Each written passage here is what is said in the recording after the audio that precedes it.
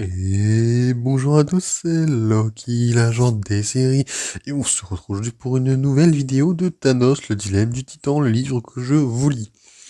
Alors on reprend aujourd'hui cette série qui a donc été mise sur pause pendant quelques temps.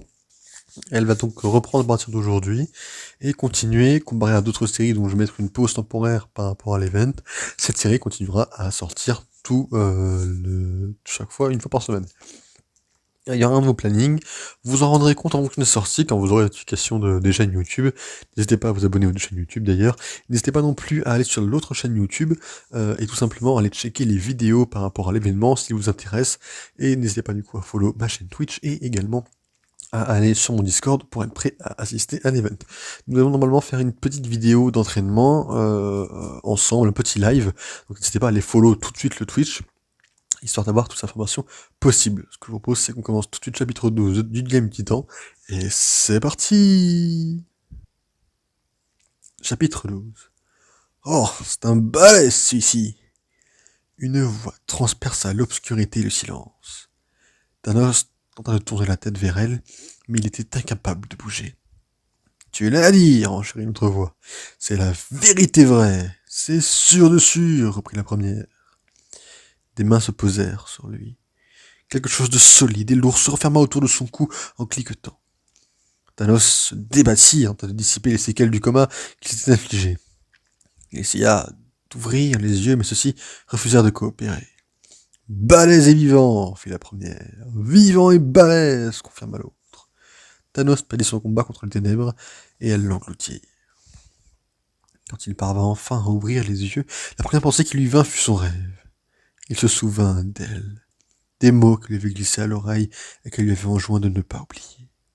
Et justement, il se rappelait avec une clarté confondante la certitude qu'il allait oublier, que sa mémoire allait lui faire défaut. Ce fut le cas.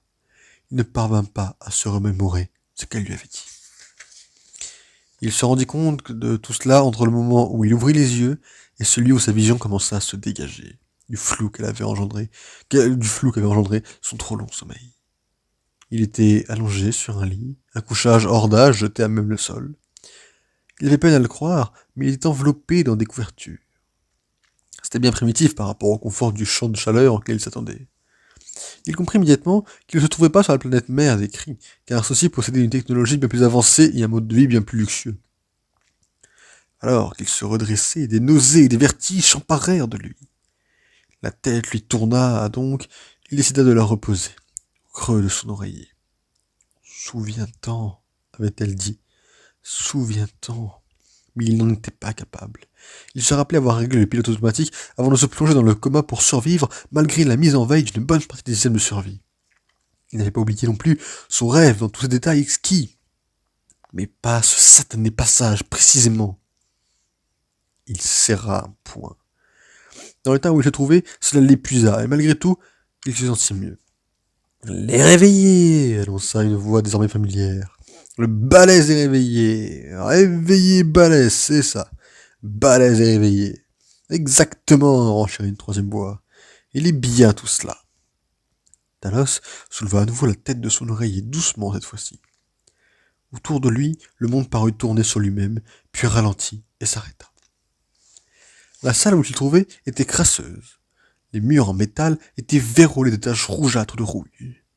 L'endroit n'était éclairé que par une boule brillante au plafond qui, de temps à autre, s'éteignait juste assez longtemps pour que ses yeux s'habituent à l'obscurité, puis se rallumer, le forçant à plisser les paupières pour se protéger de sa clarté. Un chariot sur roue dont une des jambes était pliée, ce qui donnait de l'objet l'impression qu'il apprêtait à prier, était debout dans un coin. À côté de lui se trouvait un bipède grand et mince, à l'épiderme orange et aux oreilles pointues. Il avait un visage rebondi, traversé d'une grande bouche généreuse, et ses yeux étaient ronds et jaunes. Il était torse nu, ne portait qu'un kilt vert, des bottes et un joug semblable, sans doute à celui que Thanos pouvait sentir autour de son propre cou. Il adressa au jeune titan un sourire sympathique, ce qui sembla à Thanos à la fois rassurant et terrifiant, car il n'était pas habitué à ce que quelqu'un soit heureux de le voir. Un autre bipède se trouvait près de la porte. Celui-ci avait une peau blanche parsemée de taches vertes, les joues creusées et une touffe de cheveux châtains. Émacié, au point qu'on aurait pu le considérer comme sous-alimenté, il portait des guenilles et les mêmes colliers de métal. Sur son épaule était perchée une créature qui ne ressemblait à rien d'autre qu'à une masse protoplasmique, grise, ayant fusionné avec la moitié supérieure d'un faucon. Ses ailes et son corps se fondaient en un amas gris avec la chair de l'homme. Je m'appelle Charigor, commença l'être à la peau orange d'une voix agréable. Comment te sens-tu? Je veux dire, mis à part le fait que tu faillis mourir d'asphyxie, d'une décompression explosive, de sous-alimentation, d'hypothermie et de soif, bien entendu. Tu es médecin? S'enquit Thanos en s'asseyant au bord du lit. Non, avoua Cherigor dans un ricanement. Mais j'ai un peu d'expérience médicale. Sur ce vaisseau, ça fait de moi un médecin, en effet. Un vaisseau?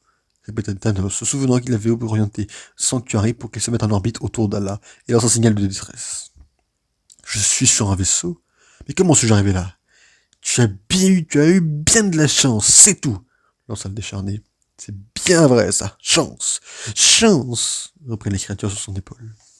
Charigor leur lança un regard, puis haussa les épaules. Ils n'ont pas tort. Ton vaisseau était sur une trajectoire d'impact avec le nôtre. On a bien failli les intégrer, mais sa seigneurie a préféré économiser l'énergie d'un tir. Au lieu de ça, on a envoyé une équipe de secours pour le faire dévier. Ils ont repéré que tu étais encore vivant et ils t'ont ramené à bord. Et où se trouve mon vaisseau à l'heure actuelle? Le chat tournait le regard vers les deux autres. Demla? Fit-il. Probablement 12 mois-lumière dans cette direction, indiqua le sac d'os en pointant un pouce par-dessus son épaule. 12! Cette direction, peut-être 13, croisa l'étrange créature oiseau. Thanos décida alors que la première chose qu'il ferait dès qu'ils auraient retrouvé la station debout serait d'étrangler cette chose agaçante. La suivante serait de s'emparer de ce vaisseau et de s'en servir pour atteindre sa destination.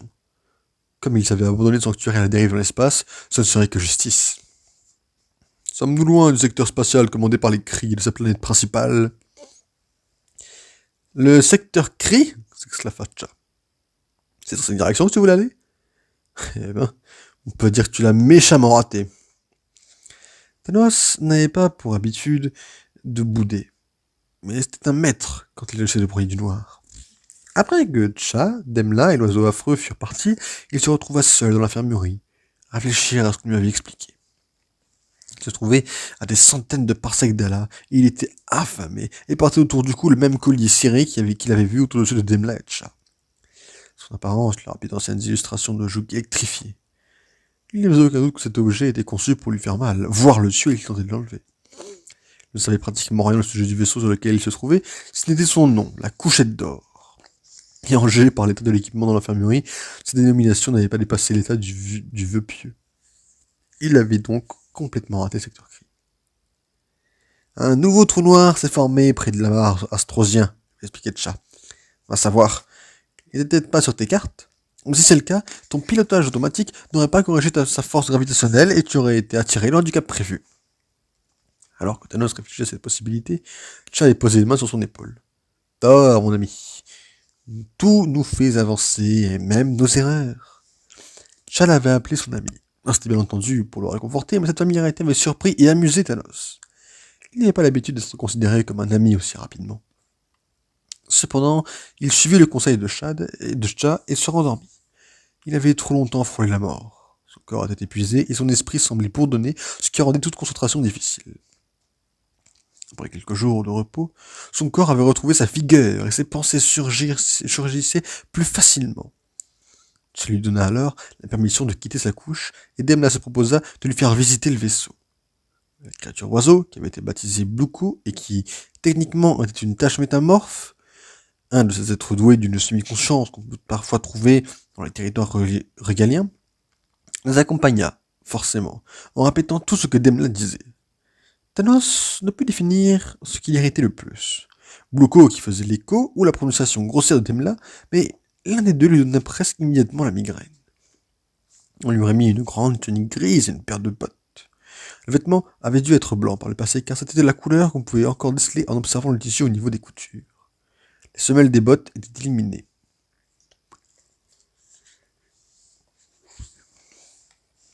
Quand il marchait en les portant, il pouvait sentir le froid du métal des coursives. La couchette d'or était un vaisseau roux.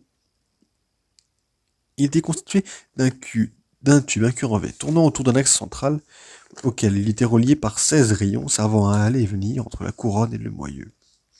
Engagé par le couloir que Demla et Talos empruntèrent, l'infirmerie était un bon indicateur de l'état général du bâtiment.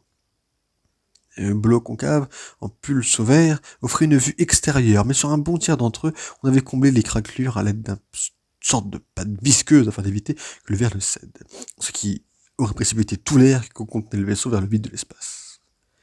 Talos eut l'impression que le moindre de ses pas pourrait être celui qui délogerait quelque chose de vital et qui tuerait tous les passagers, lui y compris. Chaque jour, l'anneau fait beaucoup de tours, expliqua Demla. Ça utilise la force centrale. La force centripède, murmura Thanos. Pour créer... Comment ça s'appelle déjà? La gravité. Gravité, lança Bluko. Comme ça, on est plus lourd. Je pige pas tout, reconnut Demla. Mais quand je me tape pas contre les murs et le plafond, j'imagine que ça marche. Ça marche, c'est sûr, grinça Bluko. Qui est sa seigneurie? Demanda Thanos. Jarayor a mentionné cette personne. Il est propriétaire de ce vaisseau, j'imagine. Qui va rentrer tôt ou tard, je pense. Annonça Demla en haussant les épaules. Rencontrer Signorie, à un genou, cria Bulko. Thanos serra les dents et tenta d'esquisser un sourire affable. Serait-il possible que ce soit plus tôt que tard? Son plan pour trouver de l'aide sur Allah avait déjà pris beaucoup de retard. Les courbettes et les politesses représentaient un luxe qu'il ne pouvait plus s'offrir. Ça ne devrait pas te poser de problème, fit Demla dans un nouveau haussement d'épaule. Un genou, répéta Bulko. Ils empruntèrent alors l'un des rayons et croisèrent en chemin de nombreuses autres créatures. Parmi celles qui possédaient des yeux, aucune d'entre elles ne croisa leur regard. Plus de quelques instants, et la plupart ne marquèrent aucun intérêt, mais également aucune gêne à la présence de Thanos. Même dans les coursives étriquées de ce vaisseau, là où sa taille représentait une contrainte plus pénible que dans les rues de la cité éternelle, Thanos se sentit à son aise. Ici, parmi ses équipages hétéroclites, regroupant plusieurs races, il parvenait enfin à s'intégrer. Chacun d'entre eux portait un collier comme celui qui enserrait le cou de Thanos. Le moyeu du vaisseau roux abritait les appartements de sa seigneurie. Demla le mena jusqu'à une vaste pièce qui semblait faire office de salle de trône. L'endroit était faiblement éclairé et dans le même état déplorable que le reste du vaisseau. Thanos en conclut que sa seigneurie n'était certainement pas quelqu'un de fortuné. Sa seigneurie se tenait assis sur un trône fait de pièces de récupération diverses qui s'accordaient parfaitement au reste du décor. D'un simple coup d'œil, Thanos aperçut un pied de chaise dépassant d'un côté, un trompon d'inertie de propulseur luminique grillé faisant partie de l'assise et bien d'autres débris soudés ensemble pour constituer le trône le plus laid et le plus saugrenu qu'on puisse s'imaginer. Celui qui l'occupait était un catalogue de contrastes. Il était drapé dans une magnifique cape de velours rouge qui recouvrait un bleu de travail, sans jage et une tunique sale. Il était grand et décharné. La chair flasque pendait de ses joues et de son cou, comme s'il sortait à peine d'un régime très contraignant. L'un de ses yeux était bleu, l'autre marron. Il était entouré d'un essaim de créatures en armes, dont certaines étaient humanoïdes.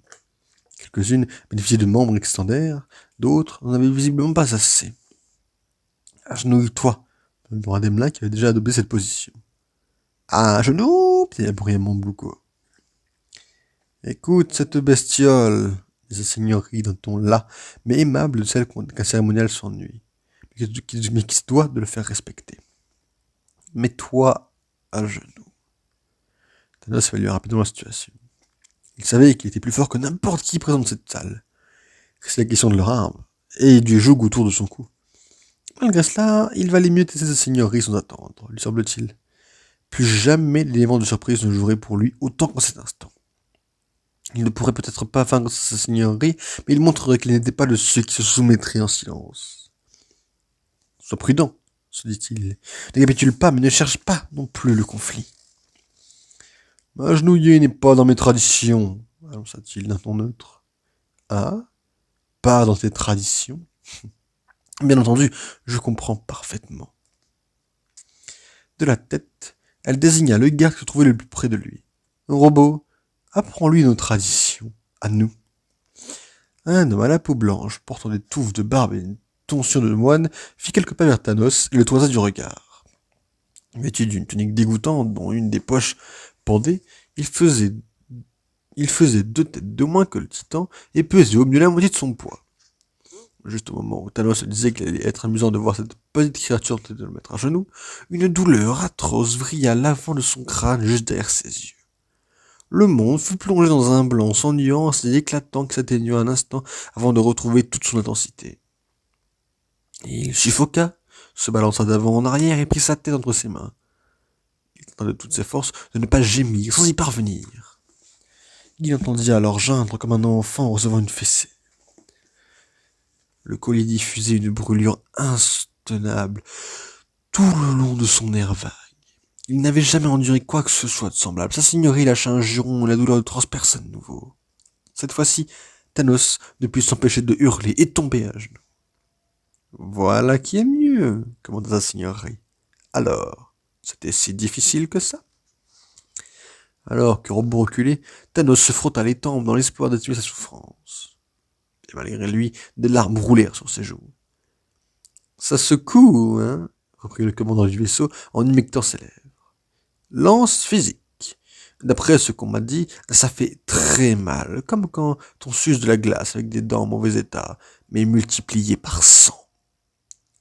Il se leva de son trône de fortune et se racla la gorge dans un bruit humide, tâche qui ne se conclut au moment où il expulsa plusieurs crachats grisâtres.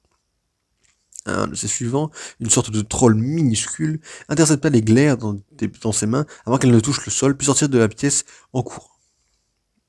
Et maintenant, commença sa seigneurie en dominant Thanos. Agenouillé fait-il désormais partie des traditions? Le concept te convient-il? Je dois te l'avouer, personnellement, j'y suis très attaché. L'espace d'un instant, ses yeux changèrent encore de couleur. Le bleu vira au vert et le marron devint noir avant de retrouver leur teinte d'origine. Tout en continuant de se masser les tempes pour faire disparaître les derniers tourments de cette lance physique, Thanos leva les yeux vers sa seigneurie. D'où il était, il y avait une vue imprenable sur le nez de son tortionnaire et ses 2 narines tapissées de poils luisant d'une mort verdâtre. Si ma présence vous est désagréable, je vous présente mes excuses. Et pour vous faciliter la vie, je pourrais m'en aller. Sa seigneurie afficha un air surpris avant d'applaudir avec allégresse. T'en aller? Vous avez entendu ça? Demanda-t-il à l'assistance entière en écartant les bras dans un large mouvement circulaire. Et il veut nous quitter. Ricanements, gloussements et autres éclats de rire surgitèrent de la foule à cette annonce. Thanos serra les dents, accentuant ainsi les stries de son menton. Et où voudrais-tu aller? Lui demanda sa seigneurie. Nous sommes au beau milieu du néant du corbeau. Le système le plus proche est la désolation chaldine. Et ça se trouve à des parsecs d'ici, et il n'y a aucune autre forme de vie, ni même un caillou habitable. Si tu veux, je peux te balancer dans un sas et ouvrir la porte extérieure. Veux-tu que je te balance dans un sas, puis que j'ouvre la porte extérieure? La réponse était toute trouvée, mais Thanos n'arrivait pas à savoir comment sa seigneurie pourrait réagir. Le non attendu aurait pu passer pour un défi de son autorité. Il aurait alors injecté. Je suis désolé, je sais pas ce qu'il me prend. Il aurait alors injecté le titan dans l'espace pour prouver qu'il était le seul maître à bord. Mon périple prendrait alors un tour fâcheux, admit-il du ton le plus faussement contrit qu'il permettait sa fureur. Lançant sa tête en arrière, sa seigneurie lâcha un rire énorme, rapidement repris par tous ceux qui étaient présents dans la salle. Thanos remarqua que Demla, à sa gauche, riait lui aussi, même si ses yeux n'affichaient pas la moindre lueur d'amusement. Blouko, bizarrement, s'était endormi. Furieux qu'il dit, s'exclama sa seigneurie. Ça, c'est sûr. Tu l'as dit. Quel est ton nom? Tour fâcheux. Thanos, Thanos. Sa seigneurie répéta le nom en silence, comme si sa langue le goûtait, alors qu'elle passait ses lèvres. Et d'où viens-tu donc? De la planète des hommes violets? Non, de Titan. Impossible. Personne n'a cette couleur de peau sur Titan. On y retrouve quelques jolies nuances d'écru. J'ai même connu une demoiselle qui était d'un bleu si profond qu'on s'y serait baigné. On trouve du bleu ciel aussi. Non, pardon, plutôt céruléen en fait. Mais là-bas, personne, absolument personne, n'est violet. Je suis une exception. Sa seigneurie laissa échapper un vague grognement et haussa les épaules. Peu importe. Laisse-moi t'expliquer ce que sera ton existence désormais. Thanos de Titan. Te voilà à bord de la couchette d'or. Comme chaque individu présent dans ce vaisseau, tu m'appartiens corps et âme. Et là, je sais ce que tu penses. L'esclavage est hors la loi dans la plupart des systèmes de la galaxie. Tu as raison, c'est effectivement interdit, mais dans le cas présent, il ne s'agit pas d'esclavage. C'est en fait, c'est... Il s'arrêta et claqua des doigts. Robot, c'est quoi ce terme que j'oublie sans cesse? Un remboursement en nature par la servitude, seigneur. Voilà. S'exclama sa seigneurie avec un geste triomphant des 2 poings, alors que son œil bleu prit ses reflets orangés, l'espace de quelques secondes. Un remboursement en nature par la servitude. C'est bien cela. Et combien avons-nous dépensé pour Thanos, ici présent, robot? 8274 Yargblatz et 16 Twillum pour son sauvetage, puis en soins médicaux et en nourriture, seigneur. Thanos n'avait jamais entendu parler de ces unités monétaires. 8000 répéta sa seigneurie en se prenant la poitrine comme s'il souffrait d'une angine. Tant d'argent dépensé pour si peu de gratitude. Je dépense sans compter, et en retour, on m'insulte. Il frappa alors Thanos au visage avec son sceptre. Sa seigneurie était grand et décharné. Le coup fut donc assez faible. Pourtant, Thanos joua le jeu et se laissa tomber sur le côté. Tout en essayant de retrouver son souffle après ce mouvement brusque, sa seigneurie accepta à bras ouverts les applaudissements chaleureux de sa suite. Demla frappait des mains lentement, avec, sur le visage, un air qui semblait demander pardon. Bluko, quant à lui, se tira de son sommeil assez longtemps pour croasser. Thanos résista à l'envie de bondir au cou de sa seigneurie poursuivie jusqu'à lui décoller la tête du reste de son corps, et à part synthétique qu'il avait en quelque sorte tué, d'aussi loin qu'il puisse se souvenir, il n'avait jamais levé la main sur quiconque. Pourquoi, en à peine quelques minutes, sa seigneurie lui donnait déjà des envies de meurtre? Est-ce là mon destin? Après avoir consacré ma vie à la réflexion et à la recherche, vais-je devoir devenir une créature qui laisse parler de ses bas instincts et se vautre dans la violence? On a dépensé une fortune pour toi, poursuivit sa seigneurie en déambulant et en faisant de grands gestes.